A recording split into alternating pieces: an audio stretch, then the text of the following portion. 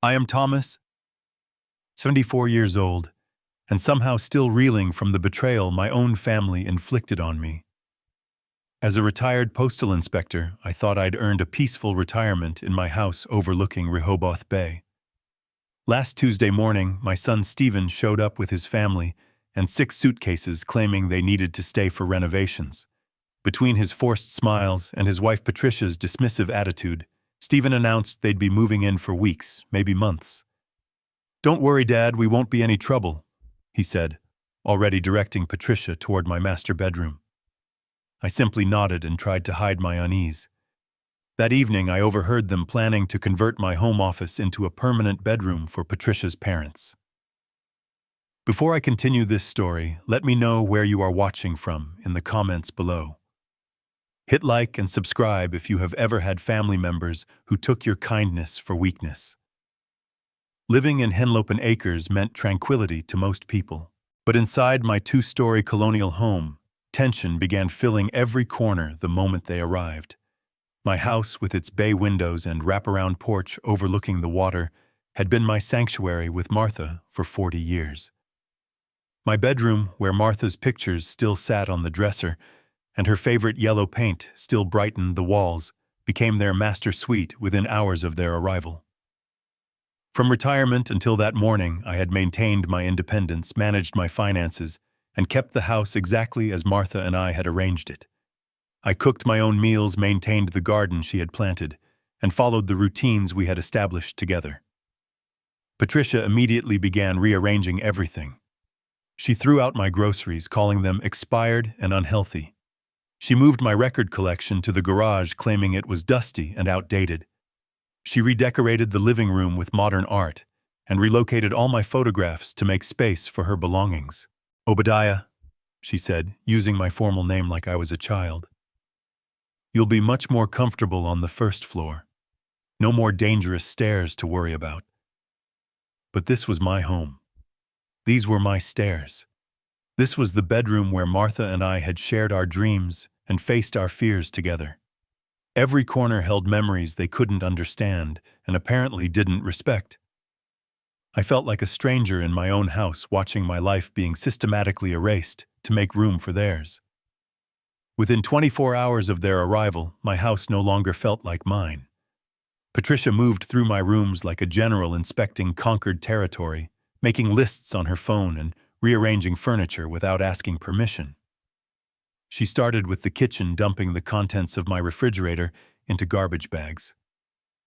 "Thomas, this cheese expired 3 days ago," she announced, waving a package of cheddar I'd bought just 2 days earlier. "And this deli meat has so many preservatives you could die from sodium poisoning." I watched silently as she discarded groceries I'd carefully selected, food that had sustained me perfectly well for 5 years since Martha's death. "I've lived to be 74 eating what I like," I wanted to say, but held my tongue. Stephen was already walking through the house, talking on his phone about room arrangements and talking to contractors about timeline estimates. "Dad," he said, returning to the kitchen where Patricia continued her food purge, "Patricia and I will take the master bedroom. You'll be more comfortable on the first floor anyway. No stairs to worry about, and the guest room bathroom is right there." My heart clenched. The master bedroom had been Martha's and my sanctuary for 40 years. Her photographs still stood on the dresser, her books remained on the nightstand, her favorite lavender sachets still scented the closet. It was where we'd planned our retirement, where she'd fought her final battle with cancer, where I'd held her hand as she slipped away. "I'm quite comfortable in my bedroom," I replied, keeping my voice steady. "I climb those stairs every day. It's good exercise for someone my age." Patricia intervened with that patronizing tone I was already learning to hate. "Thomas, you're 74 years old. It's dangerous to navigate stairs at your age, especially at night when you need the bathroom. What if you fall and break a hip?" "I have an upstairs bathroom," I objected, "and I've never fallen downstairs in my entire life." "There's a first time for everything," Patricia replied coolly. "Stephen, tell your father we're concerned about his safety." Stephen gave me that look I'd been seeing more frequently in recent years, a mixture of pity and impatience that made me feel like a burden rather than the man who'd raised him, worked 40 years to provide for his education, and sacrificed to give him every opportunity in life. Dad, please. It's only for a few weeks while we sort things out. Besides, the guest room is quite comfortable. You'll have everything you need right there on the main floor. Comfortable wasn't the word I'd use for the cramped space with its narrow single bed and outdated furniture. But I realized arguing was pointless. They'd already made their decision, and my opinion clearly didn't matter in my own house. I nodded reluctantly and began the heartbreaking process of moving my belongings downstairs. Every item I packed felt like a small surrender. Martha's jewelry box, the framed photos from our honeymoon, the books we'd read together on quiet evenings, the small keepsakes that made our bedroom a reflection of our shared life. By evening, the master bedroom looked entirely different. Patricia had hung modern artwork, arranged her cosmetics on Martha's vanity, and moved my photographs to make room for her designer purses and jewelry collection. The living room now housed Stephen's laptop bag and business papers scattered across the coffee table where Martha and I used to share morning coffee. Brandon and Ashley had claimed the upstairs office, transforming my quiet study into a teenager's entertainment center, complete with gaming systems and speakers that thumped bass through the floorboards. The sounds of their music and video games replaced the peaceful silence I'd treasured since Martha's passing. At dinner that first night, sitting at my own table, I felt like a guest who'd overstayed his welcome. But the real shock was still coming.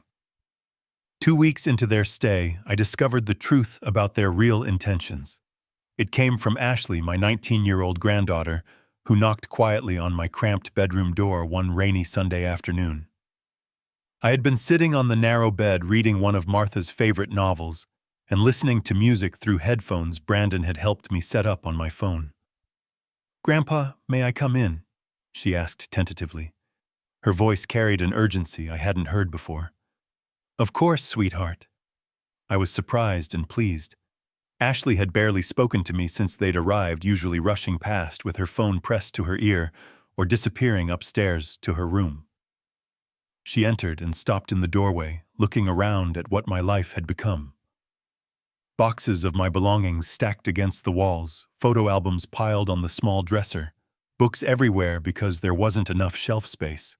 It was the first time she'd seen how thoroughly I'd been displaced from my own home. "Wow," she said softly. "I didn't realize you had to bring everything down here." "Not everything," I replied.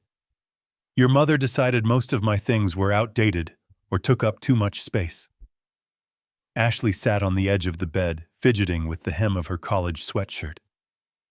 "Grandpa, I came to warn you about something. I overheard Mom and Dad talking last night when they thought I was asleep." Something in her voice made me close the book and give her my full attention. "What about Mom's parents are moving here? Grandma Linda and Grandpa Richard. They're selling their house in Ocean City." She paused, meeting my eyes. "They already have a buyer lined up." Even though I'd suspected something like this was coming, hearing it confirmed felt like a physical blow. The house was large, but not large enough for 7 adults. "Where do they plan to put them?" Ashley's face crumpled with genuine distress. "That's why I came to warn you. Mom and Dad think you'd be better off somewhere else. They've been looking at places, assisted living facilities." My blood went cold. "What kind of facilities?" "There's a place called Sunset Manor in Lewis. They went to tour it yesterday while you were at your doctor's appointment. They said you'd be better taken care of there with professionals who understand elderly care." I knew Sunset Manor by reputation. It was the cheapest nursing home in the area, constantly understaffed and known for its institutional atmosphere. The local newspaper had run several investigative articles about neglect and poor conditions there. "When are they planning to tell me about this decision they've made for me?" Ashley looked down at her hands. "Tonight, when everyone's home. They want to have a family meeting after dinner." Family meeting. As if I were still part of the family, rather than an inconvenience to be managed. "Did they mention how long they expect me to stay at this place?" She was quiet for a long moment. When she finally spoke, her voice was barely above a whisper. Mom said it would be permanent. She thinks you can't live alone anymore, and they're too busy with work and college expenses to take care of you properly. Take care of me. I had been taking care of myself perfectly well for 5 years since Martha died. I managed my finances, maintained the house, cooked my own meals, drove my own car, and kept all my medical appointments. The only thing I couldn't do was prevent my own family from treating me like an invalid.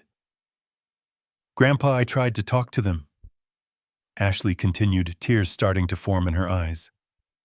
I told them you seem fine to me, that maybe they could hire someone to check on you instead. But Mom said the decision was already made. They put down a deposit. A deposit. They had already committed my future without consulting me, just like they'd committed to taking over my bedroom, my kitchen, my entire life. I felt anger rising in me, but also a strange clarity.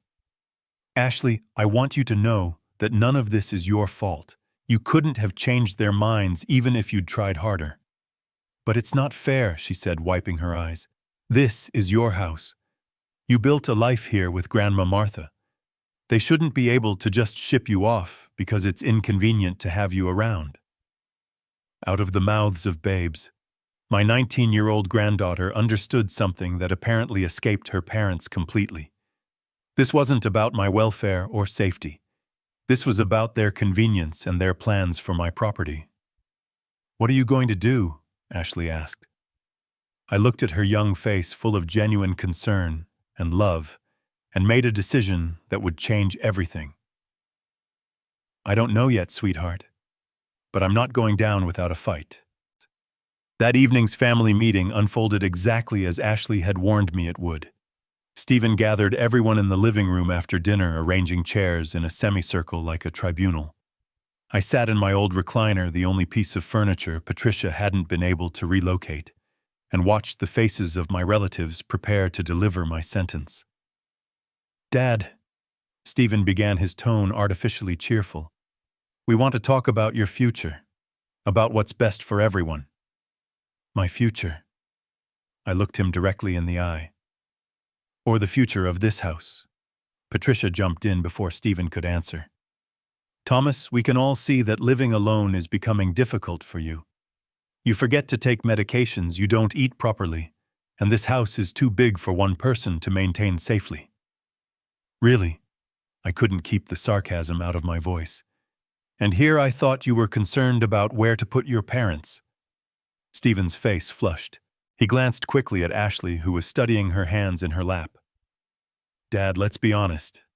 Yes, Patricia's parents need a place to live after selling their house, but that's separate from our concerns about your health and safety. So you've found me a solution that solves both problems. We found you a wonderful community, Patricia said, pulling out a glossy brochure. Sunset Manor isn't just a nursing home. It's a retirement community for active seniors. There's a library, organized activities, professional staff to help with medications and meals. I knew she was lying. Sunset Manor was notorious for its minimal services and institutional atmosphere, but I also knew that arguing about the quality of their chosen prison wouldn't change their minds. I'm not going anywhere, I said firmly. This is my home and I'm staying here. Dad, be reasonable. Stephen leaned forward. You can't live here alone, and we can't take care of you while managing our own responsibilities. We have careers. We have Brandon starting his senior year, Ashley's college tuition to consider. I didn't ask you to take care of me, I reminded him. You moved in here and decided to run my life. Now you want to ship me off to make room for Patricia's parents. Thomas, how can you say that? Patricia's voice rose with indignation. We're only thinking of your welfare. You could fall down those stairs, have a medical emergency with no one around to help, forget to turn off the stove and burn the house down. Then leave, I replied simply. Go back to your lives and let me live mine. That's impossible, Stephen said. We've already made arrangements. You're moving to Sunset Manor next Friday. Everything's been decided. And if I refuse, Stephen exchanged a look with Patricia that I didn't like. Dad, don't make this harder than it needs to be.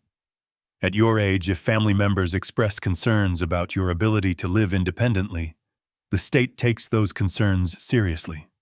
The threat was clear. They were prepared to have me declared incompetent if I didn't comply voluntarily.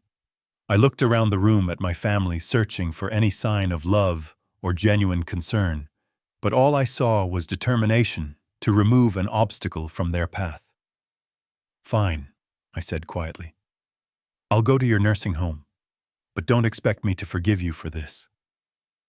The relief on their faces told me everything I needed to know about their true motivations. The next 5 days passed in a blur of packing and silent resentment.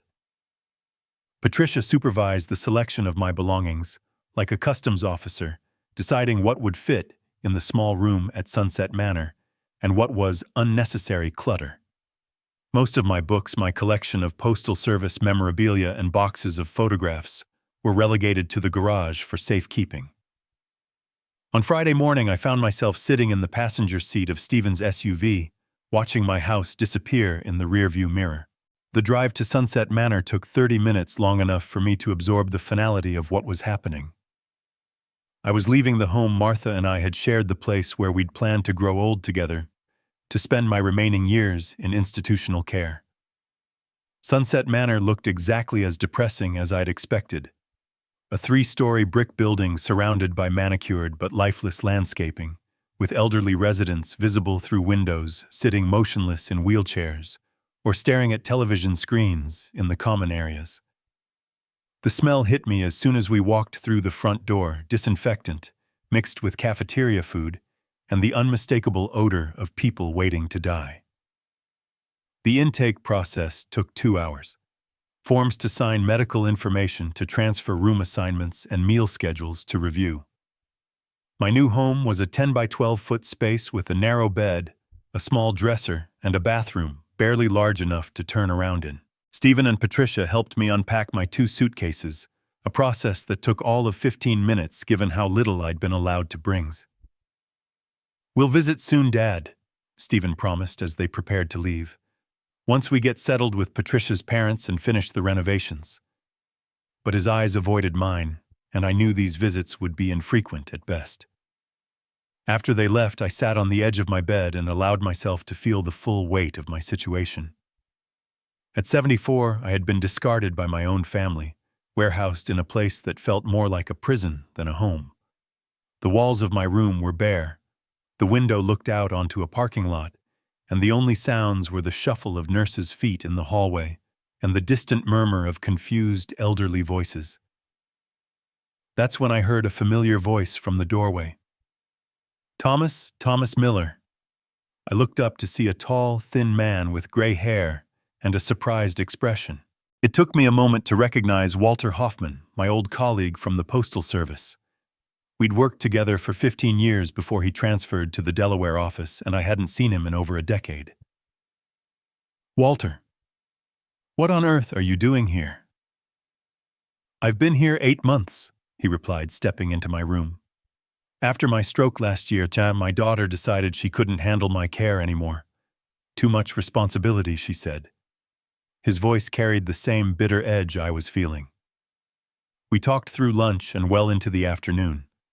Walter told me about losing his independence, watching his daughter sell his house and dispose of his belongings, and gradually accepting his fate in this place. But as we spoke, I noticed something different about Walter compared to the other residents I'd observed. His mind was sharp, his conversation engaging, and despite his physical limitations from the stroke, he seemed far from ready to give up on life. "But you," he said, studying me carefully, "you don't belong here. You're walking fine, your mind is clear. You don't need assistance with daily activities. What's your story?" I told him everything. The sudden arrival of Stephen's family, the gradual takeover of my home, Patricia's systematic erasure of my life, and finally the ultimatum about Sunset Manor, or legal guardianship. Walter listened without interruption, his expression growing more incredulous with each detail. "And the house is still in your name?" he asked when I finished. "Yes." Stephen was supposed to have it transferred to him 2 years ago, but he kept postponing it. Something about tax implications and waiting until after I couldn't finish the sentence. Until after you died, Walter completed bluntly. He had always been direct about uncomfortable truths. So legally, you still own the property they're living in. Technically, yes, but what good does that do me now? Walter leaned back in his chair, with a calculating expression I remembered from our postal service days when he was working out a particularly complex routing problem. Thomas, my friend, you might have more power in this situation than you realize. What do you mean? I mean that if you own that house outright, you can do whatever you want with it, including selling it. The idea hit me like lightning. Sell the house, but it's been my home for 40 years. It's where Martha and I built our life together. And now your son and his wife have taken it from you anyway. They're living there using your belongings, sleeping in your bedroom, and you're stuck in this place. Walter's eyes gleamed with the spark of an idea forming. What if you could get your house back and teach them a lesson at the same time?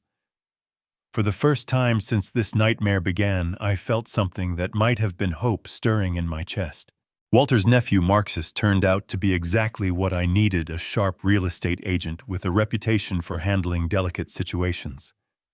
He visited Sunset Manor the next day, ostensibly to see his uncle, but actually to meet with me in the small garden behind the building where residents rarely ventured. Uncle Walter explained your situation, Marcus said, settling onto the weathered bench beside me. And I think I can help you. Property values in Rehoboth Beach have skyrocketed in the past 2 years. A waterfront house like yours, even with the complications, will attract serious buyers. What complications? I asked, though I suspected I knew the answer. Well, your son and his family are currently living there. Most buyers wouldn't want to deal with evicting tenants, even family members. But I have a client who might be perfect for your situation. Marcus pulled out his phone and showed me photos of an impressive waterfront property. Jonathan Baker. He's 55, recently sold his chain of restaurants in Virginia, and he's looking for a retirement home on the Delaware coast. More importantly, he's specifically interested in properties where he can build a guest house or in-law suite. My heart jumped. A guest house? Exactly. Your lot is large enough to accommodate a separate structure. If we can find a buyer willing to let you live in a guest house on the property, you'd have your independence back, while still being near the water you love. The idea was almost too good to believe. But how would we manage the showings? I can't exactly waltz up to my former front door with potential buyers while Stephen and Patricia are living there. Marcus smiled, the kind of smile that suggested he'd handled trickier situations. Leave that to me. Sunset Manor has a program of day trips for residents. Museums, shopping centers, gardens. Very common for family members or friends to take residents on these outings. You'll be officially visiting the botanical gardens while actually touring your property with Mr. Baker. Over the next week, Marcus worked his magic behind the scenes. He prepared all the paperwork, researched comparable sales in the area, and most importantly, arranged for me to meet Jonathan Baker. When the day came, I joined a group of residents boarding a van for what the staff believed was a trip to see the spring flowers at the Rehoboth Beach Botanical Gardens. Instead, Marcus picked me up around the corner in his black sedan, and we drove to a coffee shop where Jonathan Baker was waiting. Jonathan wasn't what I'd expected from a successful restaurant owner. Instead of a flashy businessman in an expensive suit, I met a calm, thoughtful man in khakis and a button-down shirt with graying temples and laugh lines that suggested he smiled often. When he shook my hand, his grip was firm but not aggressive. Mr. Miller, and I've heard about your situation, and I want you to know I respect what you're doing. It takes courage to take control of your life at any age, but especially when family members are trying to make decisions for you. We spent an hour talking before even discussing the house. Jonathan told me about building his restaurant business from a single diner he'd inherited from his father, about losing his wife to cancer 3 years earlier, and about his dream of retiring somewhere he could watch the sunrise over water every morning. "I've been looking at properties for 8 months," he said. "But every house I've seen feels empty, like it's waiting for life to happen. Your house, from what Marcus has told me, has a history. It has meaning. That's what I'm looking for." When we finally drove to the house, Marcus had already confirmed that Stephen was at work and Patricia had taken her parents shopping in Dover. The coast was clear for our tour. Walking through my front door felt surreal. The house looked familiar yet foreign, like visiting a place from a distant dream. Patricia had made more changes since I'd left. New curtains in the living room, different artwork on the walls, and my favorite reading chair had been replaced with a modern sectional sofa that looked uncomfortable and impersonal. Jonathan walked through each room, slowly asking questions about the history of the house, the neighborhood, the view from different windows. But he wasn't evaluating the property like the typical buyer focused on profit potential. He was imagining a life there. "This kitchen has good light," he observed, looking out the window toward the bay. "I can picture making coffee here in the morning and watching the water wake up." In the backyard, he stood on the deck, where Martha and I had spent countless evenings studying the layout of the property, with the eye of someone who understood space and possibility. "The guest house could go there," he said, pointing to a level area near the back corner of the lot. "Close enough to the main house for convenience, but far enough for privacy. We could design it with its own entrance, maybe even a small porch facing the water." For the first time since this ordeal began, I felt genuinely hopeful. "You'd really be comfortable with me living on the property?" Jonathan turned to look at me directly. "Mr. Miller, when I was young, my grandfather lived in a small apartment above my family's restaurant. He taught me everything I knew about cooking, about business, about treating people with respect. When he died, I missed not just him, but the wisdom that comes from having someone around who's lived through more seasons than you have." He gestured toward the water. "This house has good bones and a beautiful setting, but what makes it special is the 4 decades of life you and your wife built here. I'd be honored to be the next caretaker of that legacy, and I'd be even more honored to have you stay and share some of that history." By the time Marcus dropped me back at Sunset Manor that afternoon, Jonathan had made an offer that exceeded the market value of the house by 20%. More importantly, he'd agreed to include in the purchase contract a clause requiring him to build a guest house to my specifications and guaranteeing me the right to live there for as long as I wished. "The paperwork will take about 10 days to finalize," Marcus explained as we parted ways. "The deed transfer will be recorded automatically once all the conditions are met. Your son and his family won't know about the sale until it's legally complete and irreversible." "What happens then?" "Then Mr. Baker, as the new legal owner, will inform them that they have 30 days to vacate the premises.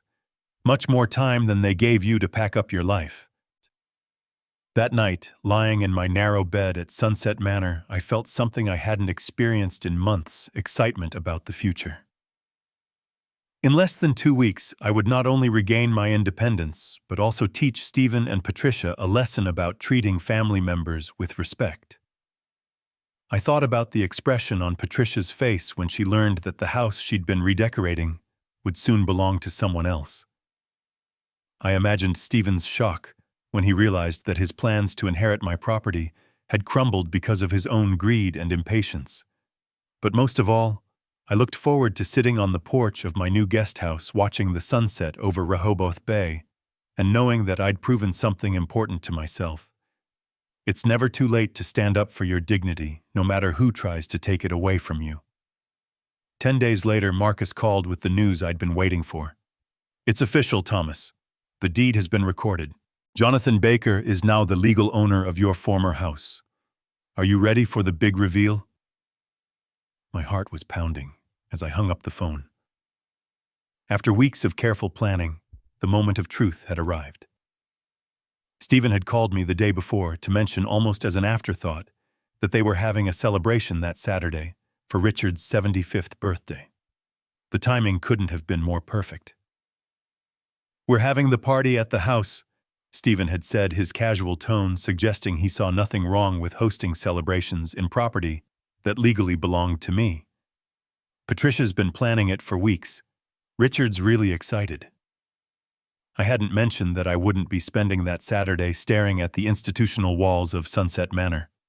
Instead, I would be making a surprise appearance at the party as the former owner introducing the new owner to his tenants. Saturday morning arrived gray and drizzly, typical Delaware weather that somehow seemed appropriate for what was about to unfold. Jonathan picked me up at Sunset Manor at noon, dressed in a navy blazer and khakis, looking every inch the successful businessman he was. "Nervous?" he asked as we drove toward Rehoboth Beach. "Terrified," I admitted, "but also more excited than I've been in years." Marcus met us at the end of my former street, where we could see cars already filling the driveway and lining the curb. Catering trucks were parked near the kitchen entrance, and I could see people moving around inside the house preparing for what looked like a substantial celebration. "Looks like quite a party," Jonathan observed. "I feel almost guilty about crashing it." "Don't," I replied firmly. "They're celebrating in a house they stole from me. A little disruption is the least they deserve." We pulled into the driveway behind a BMW I didn't recognize, probably belonging to one of Patricia's relatives. Through the kitchen window, I could see Patricia directing caterers while wearing an elegant black dress, her hair perfectly styled for the occasion. She looked like a woman who had everything under control, completely unaware that her world was about to be turned upside down. Stephen answered the door wearing a dress shirt with the sleeves rolled up, clearly in the middle of party preparations. His face went through a series of expressions when he saw me standing on the porch: surprise, confusion, and finally something that looked like panic. "Dad, what are you doing here?" "Hello, Stephen," I said, keeping my voice calm and pleasant. "I've come to visit my house, or rather my former house." Before Stephen could respond, Jonathan stepped forward with his hand extended. "Stephen Miller, I'm Jonathan Baker, the new owner of this property. Thank you for taking such good care of it." The color drained from Stephen's face as he automatically shook Jonathan's hand. "New owner? What are you talking about?" "May we come in?" Jonathan asked politely. "I think we should discuss this inside, especially since you have guests arriving." Stephen stepped back wordlessly, his mouth opening and closing, like a fish out of water. We walked into the living room, which was decorated with balloons and streamers for Richard's birthday party. The furniture had been rearranged to accommodate more seating, and I could see that Patricia had gone all out with flowers, professional catering, and even hired musicians setting up in the corner. "Stephen, who's at the door?" Patricia appeared from the kitchen, stopping dead when she saw me. "Thomas? What on earth are you doing here?"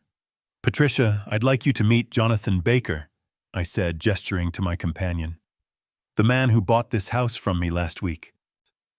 The silence that followed was so complete I could hear the caterers clinking dishes in the kitchen and the musicians tuning their instruments on the deck.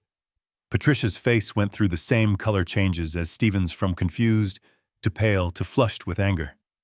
"Bought the house?" she repeated, her voice rising to a pitch that made several guests in the next room turn to look. "What do you mean, bought the house?" "I mean exactly what I said," I replied calmly. "I sold the house to Mr. Baker. The deed was transferred and recorded on Tuesday. You have 30 days to vacate the premises." At that moment, Richard and Linda Foster entered the living room dressed in their party best and clearly expecting to enjoy their celebration. Richard was a tall, distinguished man who carried himself with military bearing, while Linda was perfectly groomed and obviously accustomed to being the center of attention at social gatherings. "What's going on here?" Richard demanded, taking in the tense scene before him. "Patricia, who are these people?" "This is Thomas," Patricia said through gritted teeth, "and apparently he's sold the house out from under us." Linda's hand flew to her chest in theatrical shock. "Sold the house? How could he sell the house when you live here?" "Because it was legally his house to sell," Jonathan answered before I could respond. "And I'm the buyer. I'll be taking possession in 30 days, as outlined in the purchase agreement." "This is impossible," Stephen said, finally finding his voice. "Dad, you're living in a care facility. You can't make major decisions like selling property without family consultation. I'm living in Sunset Manor because you forced me there, I replied. And I was declared fully competent by an independent physician before signing any papers. The sale is completely legal. More guests had wandered into the living room, drawn by the raised voices and obvious tension. I recognized some of Patricia's relatives and a few neighbors, all dressed for a celebration, and now witnessing what was turning into a family disaster. "Ladies and gentlemen," Patricia announced with forced cheerfulness, "why don't you go out to the deck? The musicians are ready, and the caterers will be serving appetizers shortly." But nobody moved. The drama unfolding in the living room was far more interesting than any party entertainment. "You can't just throw us out," Linda protested, her voice taking on a shrill quality. "We sold our house to move here. We have nowhere else to go." "You have 30 days to find alternative accommodations," Jonathan said matter-of-factly. "That's more notice than most landlords provide, and certainly more time than Thomas was given when you decided to ship him off to a nursing home." "We didn't ship him anywhere," Stephen objected. "Dad needed professional care. He couldn't manage this big house on his own anymore." "Really?" I looked around the room at all the guests watching our confrontation. "Then why did you move your entire family in here instead of hiring the professional help you claimed I needed?" Patricia stepped closer to me, her eyes blazing with anger. "Thomas, you don't understand what you've done. This isn't just about us. Stephen has a job here, the children have school, we have commitments, responsibilities." "And I had a life," I replied quietly. "A life you dismantled piece by piece until I felt like a stranger in my own home. You threw away my belongings, you took over my bedroom, you treated me like an inconvenience to be managed rather than the man who raised your husband and owned the house you were living in." The room had gone completely silent, except for the sound of the musicians on the deck, who were apparently unaware of the drama happening inside. Even the caterers had stopped moving around, listening from the kitchen doorway. "The sale cannot be legal," Richard declared with the authority of someone accustomed to having his pronouncements accepted without question. "Stephen, call our lawyer immediately. This man took advantage of an elderly person in a vulnerable state." "I'm standing right here," I said firmly. "And I'm neither vulnerable nor incompetent. I'm a 74-year-old man who got tired of being treated like a burden by people who were supposed to love and respect me." Jonathan cleared his throat. "Perhaps we should discuss the practical details. You have until October 15th to relocate. I'll be hiring contractors to build a guest house on the property where Thomas will be living, so construction will begin shortly after you vacate." The implications hit Patricia like a physical blow. "You're building him a house here on this property?" "A guest house, yes. Thomas will have his independence while remaining near the water he loves. It seemed like the perfect solution for everyone." "Except for us," Stephen said bitterly. "What are we supposed to do? Where are we supposed to go?" I looked at my son, seeing not the grateful child I'd raised, but the entitled man he'd become. "You're supposed to do what millions of adults do every day, Stephen. Find housing you can afford with your own resources. Rent an apartment, buy a smaller house, figure it out, like everyone else has to." "This is insane." Patricia turned to the guests, who were still standing in uncomfortable silence. "I'm sorry, everyone. We're having a family crisis. Perhaps we should postpone the celebration." "Oh no," I said, surprising everyone, including myself. "Don't cancel the party on my account. Mr. Baker and I just wanted to deliver the news personally and answer any questions about the transition. We'll leave you to enjoy Richard's birthday." As we walked toward the door, I heard Patricia hissing at Stephen about lawyers and legal challenges and how this couldn't be happening. But Jonathan had been thorough in his preparation, and Marcus had assured me the sale was ironclad. Standing on the porch where this whole ordeal had begun weeks earlier, I took one last look at the house where Martha and I had been so happy, where I'd raised my children, where I'd expected to spend my final years in peace. "Any regrets?" Jonathan asked quietly.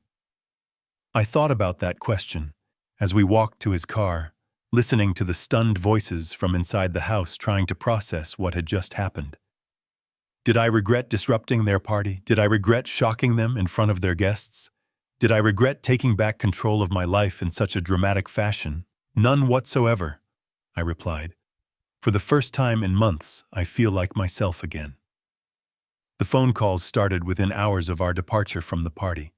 The staff at Sunset Manor informed me that Stephen had called 3 times before dinner, demanding to speak with me about reversing this insanity and threatening legal action if I didn't come to my senses immediately.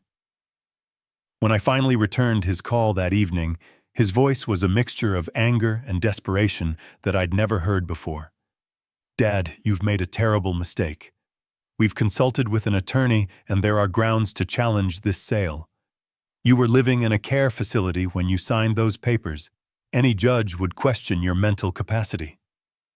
"Stephen," I replied calmly, "I was evaluated by an independent physician before signing anything. Dr. Harrison confirmed that I'm mentally competent and fully capable of making my own decisions. Your lawyer will find that the sale is completely legal and binding." "But where are we supposed to go?"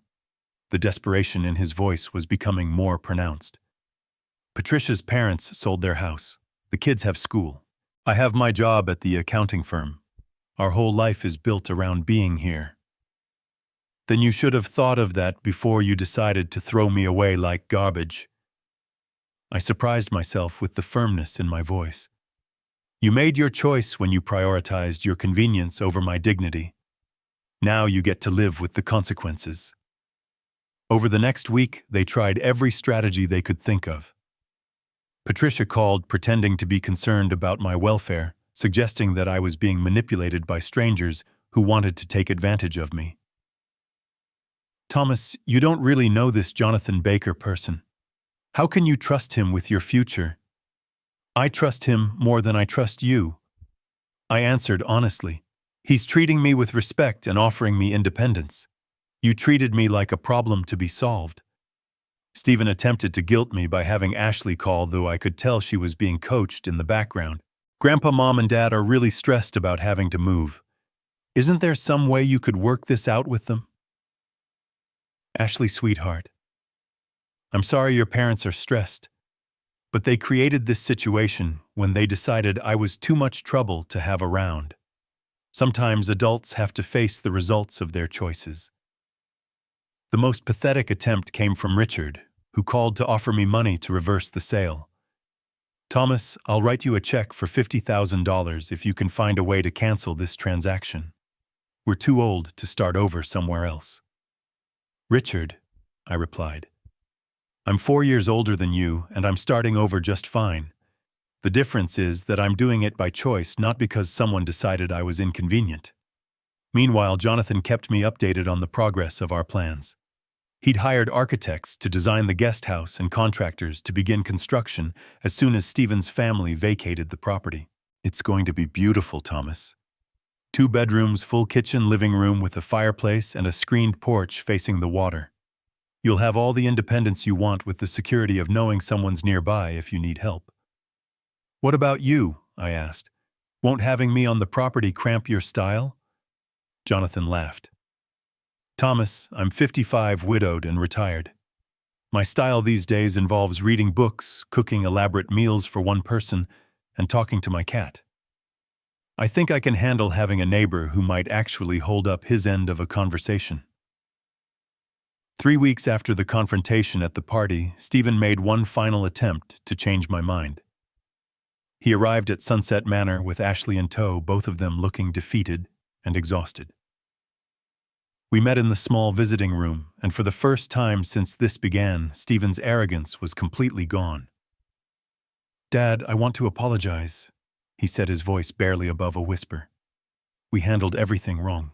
We should have talked to you about Patricia's parents, should have asked what you wanted, instead of just deciding what was best for you." "Yes, you should have," I agreed. "Is there any way we can fix this? Any way we can make it right?"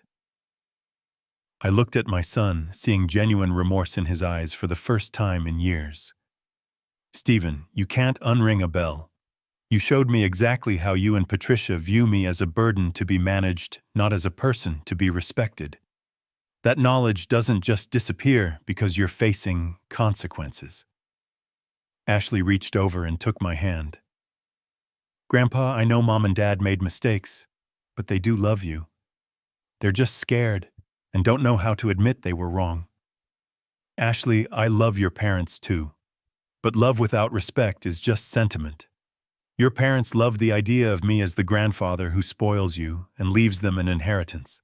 They don't love the reality of me as a person with opinions and needs and the right to make my own choices. Stephen was quiet for a long moment. What happens now? Do we just never see each other again? That's up to you, I replied. I'll be living in my guest house by Christmas. You're welcome to visit if you can treat me as an equal instead of a problem to be managed. But I won't tolerate being patronized or manipulated ever again. When they left, Ashley hugged me tightly and whispered, I'm proud of you, Grandpa. You stood up for yourself when nobody else would. That night, lying in my narrow bed at Sunset Manor, for what I knew would be one of the last times I thought about the price of dignity. It had cost me my relationship with my son, at least temporarily. It had disrupted the lives of people I'd once cared about. It had forced me to become harder and more calculating than I'd ever been before. But it had also given me back something invaluable, my self-respect. For the first time in months, I was looking forward to tomorrow instead of just enduring today. In 6 weeks, I would be living in my own space again, making my own decisions accountable to no one but myself. The old Thomas might have felt guilty about the chaos I'd caused. The new Thomas understood that sometimes creating chaos is the only way to restore order to your life. Moving day arrived on a crisp November morning that reminded me of the day Martha and I had first walked through this house 40 years earlier. Jonathan picked me up at Sunset Manor in his pickup truck, and we drove to what was about to become my new home. The guest house exceeded every expectation I dared to have. Situated in the back corner of the lot, with a perfect view of Rehoboth Bay, it looked like a small cottage from a fairy tale.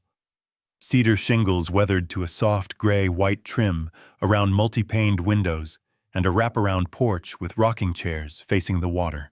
The contractors finished ahead of schedule, Jonathan explained as we pulled into the driveway. I've been staying here for the past week, making sure everything works perfectly. Inside the house was everything he'd promised and more. Hardwood floors gleamed in the morning sunlight streaming through oversized windows. The kitchen was compact but fully equipped with granite countertops and modern appliances sized for 1 or 2 people. The living room featured a stone fireplace and built-in bookshelves that Jonathan had already partially filled with volumes he thought I might enjoy. The master bedroom has its own bathroom with a walk-in shower, he said, leading me down a short hallway. No bathtub to climb into grab bars where you need them, but nothing that screams old person's house. The bedroom was perfect. Large enough for a comfortable bed and reading chair with French doors opening onto the porch and a view of the water that took my breath away. I could picture myself having morning coffee out there, watching the sunrise paint the bay in shades of gold and pink. Jonathan, this is incredible. How can I ever thank you? By living here and enjoying it, he replied simply. By being the neighbor I hoped you'd be, and by helping me understand what 40 years of loving this place looks like. Over the next few weeks, we developed an easy routine. I would wake early and make coffee on my porch, often finding Jonathan already up and working in the garden Martha had planted decades earlier. We'd wave to each other across the yard, 2 men comfortable with morning silence and the peaceful rhythm of retirement. Some evenings we'd share dinner, taking turns cooking, and discovering that we both enjoyed trying new recipes and discussing books. Other nights we'd sit on our respective porches, him with his cat and me, with my memories content to exist in the same space without feeling obligated to entertain each other. Ashley visited every other weekend, driving down from the University of Delaware, where she was studying finance. She'd bring her laundry and her homework, spreading textbooks across my kitchen table, while I cooked elaborate Sunday breakfasts that reminded me of the family meals Martha used to prepare. I love it here, Grandpa, she said one Sunday afternoon, as we walked along the water's edge. It feels like you again. Not the sad, angry person you became when Mom and Dad were controlling everything, but the grandfather I remember from when I was little. I love it too, sweetheart. For the first time in years, I feel like I have a future worth looking forward to. Stephen and Patricia had found a rental house in Lewis, about 20 minutes away. The children had transferred schools, Stephen was commuting to his job, and Patricia's parents had moved into a senior community near Bethany Beach. I heard updates through Ashley, but we hadn't spoken directly since that final conversation at Sunset Manor. I wasn't angry anymore, but I wasn't ready to pretend that nothing had happened either. Trust once broken so completely doesn't repair itself just because circumstances change. What mattered was that I was home again, not in the house where Martha and I had built our life, but in a new space that honored those memories while allowing me to create fresh ones. I was 74 years old, living independently, making my own choices, and proving every day that dignity and respect aren't luxuries for the elderly, but necessities for anyone who wants to call their existence living rather than just surviving. Spring arrived early that year, bringing with it the kind of renewal I hadn't felt in decades. I was sitting on my porch one evening in March watching the sun set over Rehoboth Bay when I heard a car pull into the main driveway. Through the garden, I could see Stephen getting out of his sedan, standing for a moment, as if gathering courage. He walked slowly across the yard toward my guest house, and I noticed he looked older, more weathered than I remembered. When he reached the porch steps, he stopped and looked up at me with an expression I hadn't seen since he was a child, who'd broken something valuable and needed to confess. "Dad, could we talk?" I gestured to the empty rocking chair beside me. "Of course." He sat down carefully, staring out at the water for a long time before speaking. "I've been thinking about what you said, about respect, about treating you like a person instead of a problem." His voice was quiet, uncertain. "You were right. We were wrong. I don't know if you can forgive us, but I needed you to know that I understand now what we took from you." We sat in comfortable silence as the last light faded from the sky. Some wounds heal with time. Others require acknowledgement before they can begin to mend. "I've missed you, Dad. I've missed you too, son." It wasn't forgiveness, not yet. But it was a beginning. And at 74, I'd learned that sometimes a beginning is enough. Never let others define your worth or control your destiny regardless of age. Family bonds built on manipulation crumble, but dignity and self-respect once reclaimed create the foundation for genuine happiness. It's never too late to stand up for yourself and start fresh.